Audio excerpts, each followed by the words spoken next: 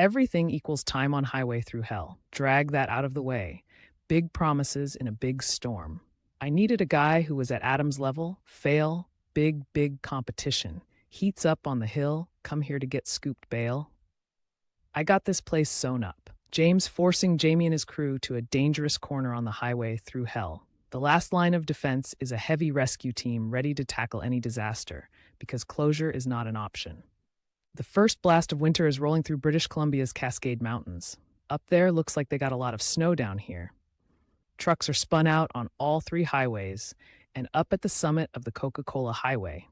The southbound lane has been shut down for over an hour. Over the road considered box should have stayed at home, drinking beer.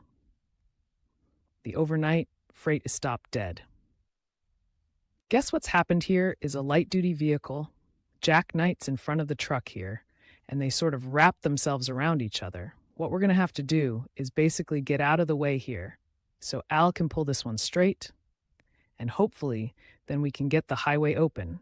Tow trucks coming south in the northbound lane, get the road open.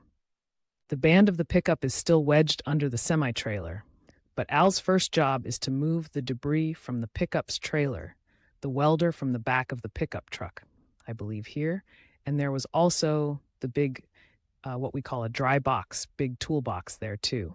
A lot of my family's customers go up and down that corridor, and if they're backed up in traffic, they're not making profit for their family. So keeping the freight moving, and there's more at risk than money. All it takes is somebody not paying attention on a highway, and nothing worse than running into the back of a park. Sammy there, 18 hours, they're in a heavy snowstorm, and it'll seem like 15 minutes. I'm just going to park that there for now. I'm going to come back and pull the pickup truck and trailer.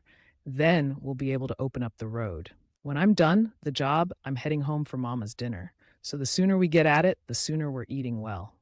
I'm tall and I like to eat, but the snow isn't stopping. Al's dinner will have to wait.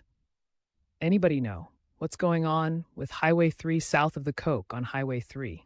One of Jamie Davis Heavy Rescue's best customers has spun out trying to get over Allison Pass. Anyway, it's the perfect call for Jamie's newest driver who has taken over the aging tandem that used to belong to Jamie's most senior driver, old Bruce. Oh, where we're going. It's fairly remote, not a lot of services around his provincial park. Howie Irwin is a heavy recovery vet who used to work the coat for Jamie and his brother before buying his own truck and moving to the city. That truck is his baby, a 1993 customized Kenworth. Howie often shows it off at truck rallies with his partner and fellow truck driver Brittany Lynn and with everybody. He's kind of a cross between old man Bruce and Adam. Works hard, knows how to get it done, loves the old iron. Adam's a great guy, knows what he's doing, just how he's been around a little longer. He's got 20 plus years and heavy wrecking. There's no replacement for experience. Now Howie has decided to park his rig. It's time to head back to towing, to the Coke and the Jamie Davis crew. This is what I've always done. This is what I've always liked. This is what keeps me going every day. So I decided to jump back into it after 2 years off. I needed a guy who was kind of at Adam's level. Not too bad. How are you? I have 2 younger brothers, but he's kind of my older brother. He understands the mountain just like Adam does. Those guys can read the highway. Jamie recently expanded to Alberta and sent most of his state-of-the-art records to the oil patch he's relying on. The rotator and Bruce's old truck to keep the Coke open. I'm used to being self-sufficient and out in the bush, and I am the rescue party, so nobody coming for me. Now Howie's on the way to his first job, heading 65 kilometers up Highway 3 to rescue a stranded B train. My first big truck call back after 2 years of hot towing.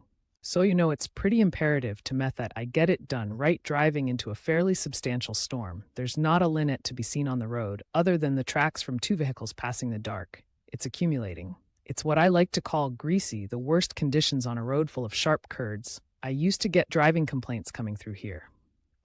Because they're 50-kilometer-an-hour corners, and we're all doing 755 80-can-hour through here. Like it's a race. I'm Howie. You're watching Highway Thru Hell Reloaded. I am the rescue party. Nobody coming for me on Highway 3. Heavy Rescue's newest driver is down. Our own cameraman, Paul Vance, was injured in the crash. Howie's asking me if I'm okay. I'm asking him if he's okay. My face is kind of numb. Oh, you got a cut right on your eyebrow. I'm checking if the camera is okay, which, I can feel it. There's like a chunk falling off here. The viewfinder snapped off. It's funny, though. The instincts take over to keep shooting the story. How we lost control on a sharp corner. His rear end slid around, and the truck slams backwards into the ditch. After you go through something like that with somebody, and you walk out and you're both fine, maybe a little bruises or whatever, but I don't know. You kind of have a Bonnie for how the what ifs of the crash forced him to think of his family and a mentor. One of the guys that taught me how to drive didn't teach me the mechanical part of driving, turning the wheel, moving the shifter, which pedals to push, when he taught me what it was like to be a driver, and he died going through the trees. No service. 50. Is anybody on here? Crap, it's the radio wasn't reaching anybody. The cell phones didn't work. 440. Luckily, a guy in a truck just ended up stopping and seeing if you were okay. Do you feel like making a phone call for me when you get down into town? Sure, just kind of saved her butts. It's the first big storm of the season with only 2 big wreckers left in BC. Jamie's down half, his fleet typical Howie fashional loop as soon as you show up 330 in the morning, been gone an hour. I can't make any excuses for it. Is screwed up, we're waiting for somebody to show up. We're here till help arrives, and I knew the only help that could come and get me was James. I got a call from our dispatcher telling me about Howie being in the ditch up here. It's not the kind of recovery call Jamie wants to make. Bruce loved that truck. I love driving that truck, weight truck, when she's done putting a wicked sound system in it and all underneath the body. Yeah, they're going to punch strong lights, just waiting to see what he's going to say. Yeah, we found a tow truck. I'll turn around, we'll get you, okay? When it comes out it's easy as it went in. Jamie has to avoid causing more damage to the old 750. Was that clear? He uses the rotator's lifting power to raise the truck straight up without dragging the undercarriage over the rocks. Are you clear? Yeah, I'm good. Yeah, I'm gonna swing around now. Okay, ground, this is the worst time of the year to have a crash. That's bad there, that's hard to fix. Whole fuel tank. 2 didn't blow a hole in it, but it's got a good size. Dent it was sideways on me before I even got to the corner. This truck might even be a write-off. It's kind of depressing. That's the only other big wrecker we have besides this year. Because I've sent everything else out to Alberta, let's get all in for home. Now and then go from there. You can do a million good jobs. They only remember the one. First day on the job, first call. I hope that it goes on and he's in the ditch. Just luck of the draws. Howie limps Jamie to finish his job. Okay, then we'll get him out of the rees quick as we can. A job that's now costing him money. What a way to start your first day in northern Alberta.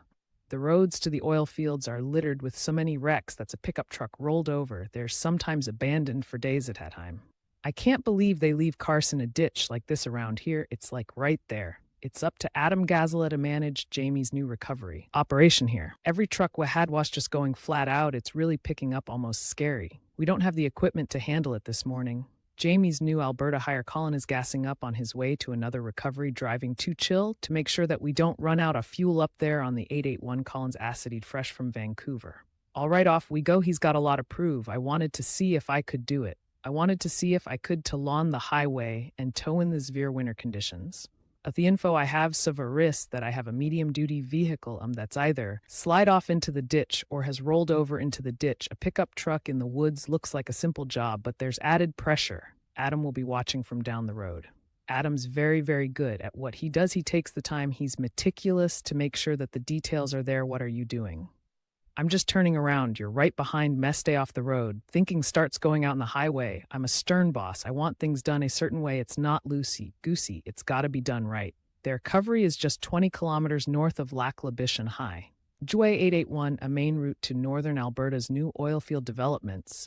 So you kind of want to get out of here as quick as you can. A bottleneck here will cost the economy thousands of dollars. And minutes should be only simple tool we should be out there in about 10-15 minutes. Colin will use Adam's heavy record HR52 to pull the truck straight out of the ditch. Has a hidden challenge, not a lot of them. This vehicle here is designed to goon the train tracks, so it's got some extra landing gear, running gear. Here the truck's fitted with metal wheel. Eels that can lower from the bottom of the chassis. It can then drive along the railroad to reach remote work sites. It leaves the pickup with low clearance. We're calling Let's Goover here. The heavy steel framework is stuck on a stump. Colin has positioned the truck for a better angle and closed down both lanes of the highway, used to hooking up and going. and not used to probably working on two-lane roads like this. You gotta learn together off the road. Then you can finally, the truck clears the stuff. We're just gonna ready to do it. It's always good when you get a job done. And they're a little too long. Definitely nice to see the traffic start trolling. Hopefully, it just hooks it up real quick and gets it off the road. Only time will tell. If Colin will be a heavy rescue guy, that's why we wear steel-toe boots. Why it's too early to tell you, okay? We're ready to go. I hope Adam would have approved, or that I'm just gonna goop and turn around. Adam for me, it looked like it took a long time, so back in BC. The yard is filling up with recoveries from last night's storm. Here comes the truck, but one wreck in particular catches Jamie's attention. Unbelievable. The pickup that belongs to his stepson Brandon, unreal that you just hammered this thing, man. The cops touching the boxy. Last night the spun out and hit a power pole. Doesn't that show you how quickly your life can change in a minute? I don't know Brandon, I don't know, to be honest with him, so this is a pretty big deal. Here, really big deal. You have a hard hat. Brandon's already completed a course in heavy rescue. Keep going, hoping to convince his stepdad to give hands on the bigger trucks in Alberta. Good job, God. Let's go get my question. Jamie's having second thoughts. You've been talking about going to Fort McMurray. Why do you want to go there? I feel like out there it would be a perfect opportunity for me to grow, as in grow into a man, because I'm almost 19 years old now. I don't feel comfortable I can send you in that environment without first knowing that you're okay to do it there. I don't want to have him at the side of the highway dead.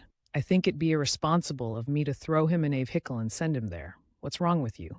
They're funny. I had the opportunity, I'm going to give it to you. The opportunity is calling my name out there. There's snow on the ground. There's ice on there's ISO. It's not all about that. It's about customers and taking care of the customers.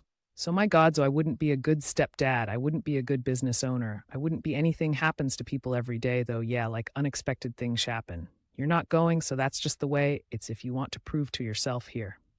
I'll let you do that. I'll bring the little tow truck here again. That's what it is. What's up? I'm ready to do things. Where did it works? So like I've been wasting hours and hours studying and doing tests and doing courses for nothing for him to tell me. I'm not mentally prepared. What the end of the day, he hasn't proven himself here. You know, I can't with good consciences send him to goon a job. Like that there is no chance to prove myself. Yeah, I've been trying to improve myself since day one. No, I'm not there. It's Monday morning. A fresh storm is sweeping over the coast. That'll be a pleasure. We've had some waves with very heavy snow. We've had some pretty high winds associated with it, limiting visibility. So it's been a challenge. You had to send me wipe out a power pole up in the north end, and here we're with another one spinning out full traffic at Box Canyon, acquiring into single green record. Have been on the hill since before sunrise, letting anybody, and he's got more work than he can handle. Mashers all screwed up right now, just before 11 a.m. Jamie answers a call to help out on the hill. Police called us to come and told the guy, and now he's not there. He's got a hold of Jamie Davis clearings up there. Oh, it says it all sounds like we might got the skill play. Also, the cops called us to go there to do that job. And then I hear you're doing. It's like, oh, come turn around. This place is 400 and fuel to come here to get scooped by all. Hey, got rust on your Chrome game. Yeah, I'm never going to buy Chrome again. I don't waste money on Chrome. It's all that money in Chrome. Who pays for that cable's all rusty, the Chrome. The Chrome big green always went and scoop ons by all. I've been scooped by all 100 times. So